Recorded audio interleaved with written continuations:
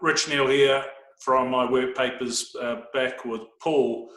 After I did a recording with Paul earlier, we started talking about technology and the accounting practice, and not just software but also hardware, because we are getting regularly asked by our client base on what do we use, and Paul and I were discussing. I thought it'd be quite interesting to record and share both what we're doing and also what Paul's doing, and also the impact of this on their office. So Paul, technology, dual screens, single wide monitors, where's Sagars at? I suppose where we are at the moment, and this was even before COVID-19, is we were sort of transitioning to becoming a true digital firm. Is all team members generally have two screens. That would have been one screen on the laptop and then an additional screen just to connect to, so that you can, if you wanted to, you keep your emails on one screen and something else on another screen, or where it's absolutely key for us at the moment, MyWorkpapers on one screen with Xero or QBO opened on the other screen, if you just wanted to check some balances. I think what we'll find going forward is those team members who have traditionally been desktop computers, every team member will end up with a laptop and another screen. And longer term, what we'll find is almost certainly is, if anything, what COVID has shown us, it's shown us the importance that we have to be a true digital firm. We have to have everything on the cloud, and we have to be geared up for that. Because in reality, I don't think we're going to return back to normal. What COVID will do as a positive is allow more flexible working, more remote working, and giving the team members, maybe a better work-life balance, so they can cut out some of their commuting time.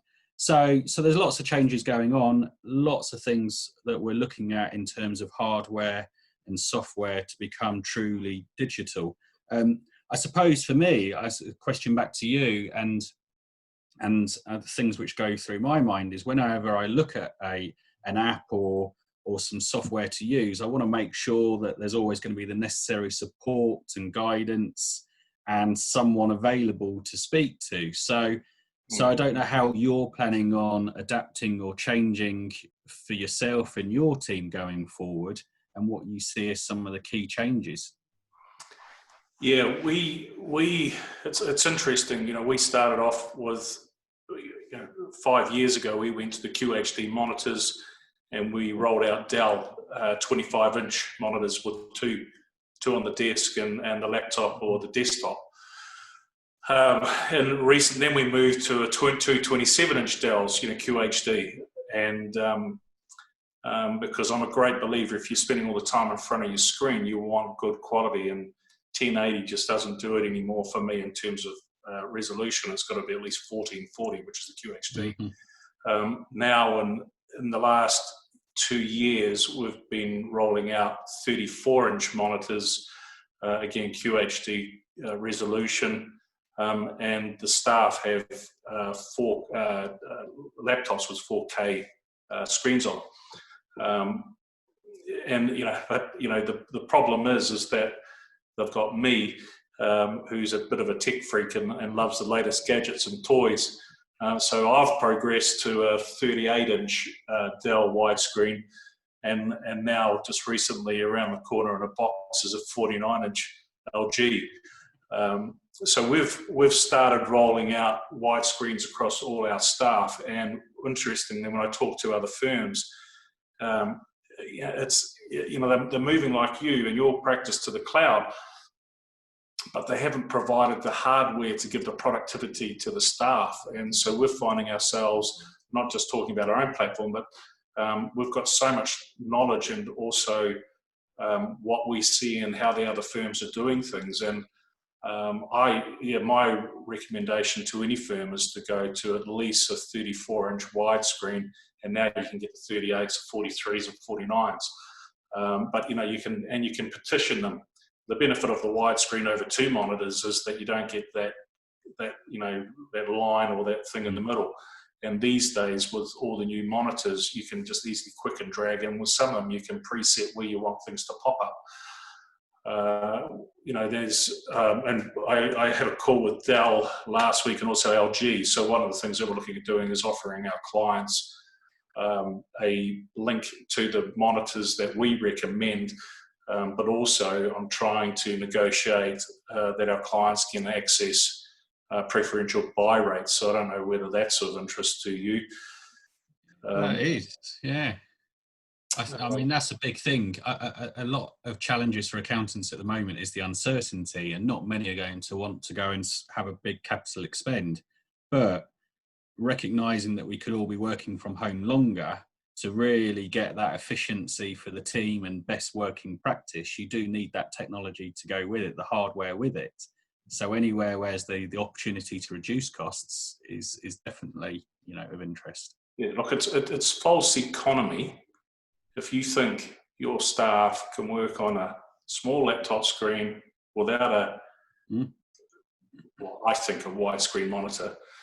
I think it's crazy to buy 2 monitors when you can buy 1, because the price of 2 is no different to a good quality widescreen one.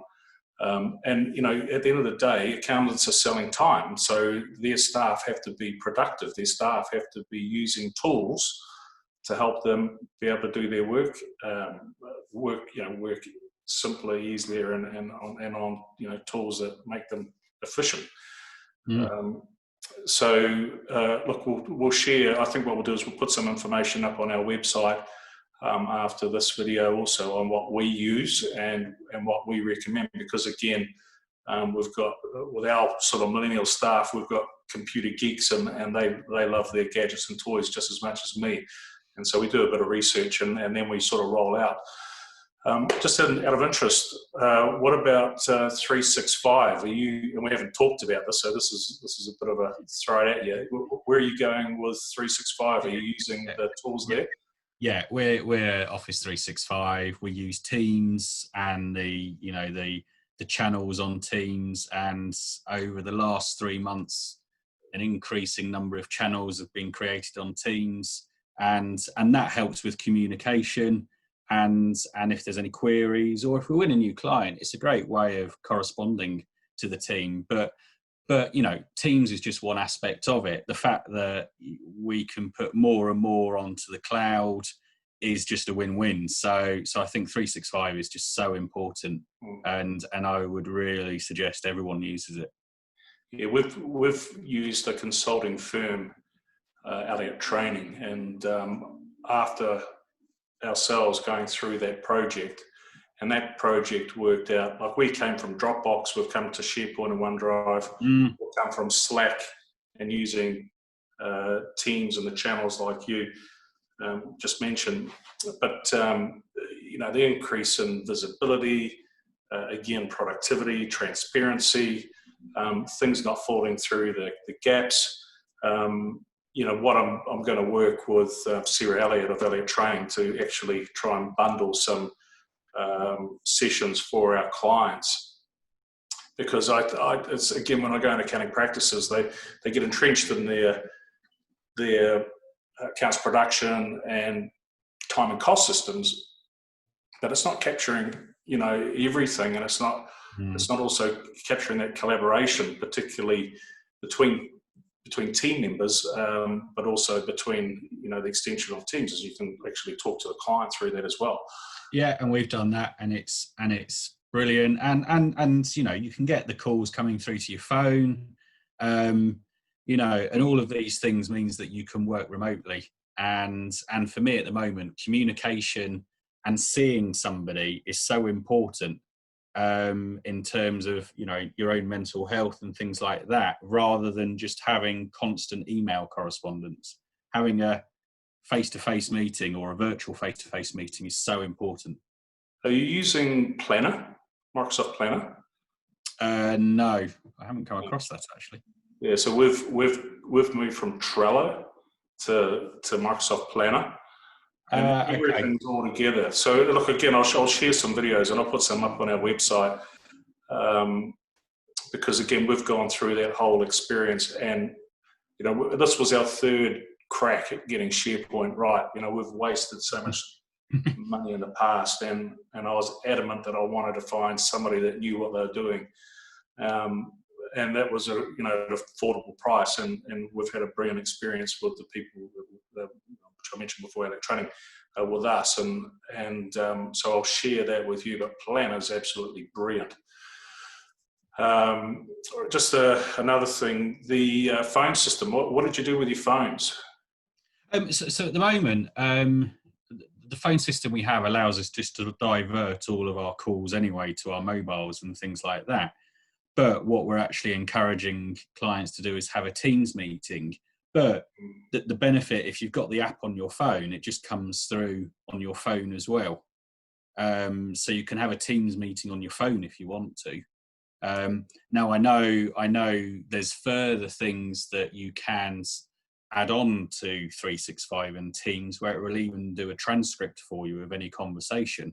We haven't explored that to the extent we've got it implemented, but things like that for accountants can be a real good tick in the box, because if there's ever a debate or a question mark over what was said, having that phone call recorded or a transcript of it, maybe just as notes for the meeting, is brilliant. Yeah, so we've moved from a Samsung PABX system with desktop, handsets. I don't even know what they're called now. They'll pick up the phone. Yeah. We moved to Ring Central, which was everything is just cloud based, and you can be anywhere in the world, and somebody can ring me through the internet onto either my phone, my laptop, my tablet. Everything rings. And you have a virtual phone system on your desk, and we have that recorded, and we use Salesforce, and so we can choose whether we want to capture and save a phone call to that. We also but we're looking at moving away from Ring Central. I won't go into the reasons why, to another product provider called 8x8, which is bigger, an American competitor to them. They also have some of the crossover of video calls as well, so that you don't have to use the GoToMeetings or the Teams meetings, because we actively, and we only use Teams internal, but we've had a lot of problem trying to use Teams with external clients, and it's just not as seamless as the likes of GoToMeetings or Zoom. So we've used both, but we've now preferenced GoToMeetings until such time as we wrap it. And again, you're seeing that convergence in technology. The phone providers now providing the equivalent of the GoToMeeting or Zoom, that type of thing. I think, and when I've spoken and when the team's put together the project plan, I'm trying to go through the change that we're going through. Microsoft Teams is adding that dialer, so you can dial out externally as well. But there's a little bit of uncertainty that we had to clarify. You've actually got to back a proper phone system and have that VoIP thing behind it. And so we've explored adding the dialer to Teams, or whether we just still keep it separate. And we're actually probably going to go down the process of keeping it separate, because you can get to too much, and which is what Microsoft wants. They want you to go to their one portal for everything. But again, that's another conversation that we can, another conversation I can put up on the website on what we're doing and why we did it. But interesting. How, just to finish this off, how have you found Teams working with external clients and adding them into the videos? Have you had any problems? No, it's been fine. I think, we still get clients saying they haven't got the software and how do they download it? But when they look at the calendar invite and see they just need to click on the link, we haven't had any problems. There's always sometimes issues with, are you there? Can you hear me? Can you see me? And that generally goes on for a few minutes until they realise they're on mute, or we're on mute. But then it's fine. We haven't had any problems at all. Okay, Paul, good talking tech rather than accounting. And see you soon. Yeah, good speech, yeah. Okay. Take it easy. Bye.